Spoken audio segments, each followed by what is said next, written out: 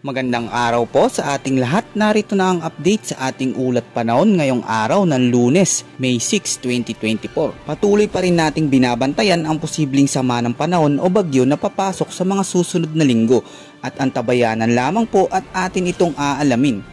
Patuloy pa rin mararanasan ang mainit na panahon sa malaking bahagi ng bansa ngayong araw dahil po yan sa epekto ng easterlies mula sa karagatan ng Pasifiko. Asahan rin natin ang mga posibleng biglaang buhos ng ulan at localized thunderstorms sa ilang bahagi ng bansa. Ngayong araw ay marami pa rin mga lugar ang posibleng makaranas ng danger level ng heat index. Tulad sa Apari, Cagayan na pumalo na sa 48 Celsius ang nararamdamang heat index at sa Dagupan City naman na posibleng umabot sa 47 Celsius ang heat index. Samantalang sa Lawag City, Ilocos Norte at Bacnotan, La Union, posibleng umabot naman sa 44 Celsius. Sa Masbate City at Tuguegarao City, Cagayan, 43 Celsius, habang nasa 42 Celsius naman ang mararanasang init sa Cotabato City, Zamboanga City, Dumangas Iloilo, Roa City, Capiz, Cuyo, Palawan, Puerto Princesa City, Palawan, Kasiguran, Aurora, Isabela, Batac, Ilocos Norte.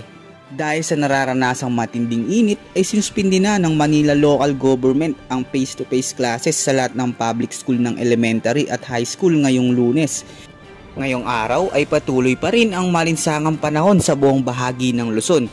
Ngunit inaasahan pa rin ang localized thunderstorms sa ilang lugar ng Luzon at posibleng maranasan din ang biglaang mga pag-ulan partikular sa Metro Manila, Tagaytay, Baguio, Legazpi at Tuguegarao. Samantalang sa Visayas at Mindanao area ay mataas ang tsansa ng mga pag-ulan at pagkidlat.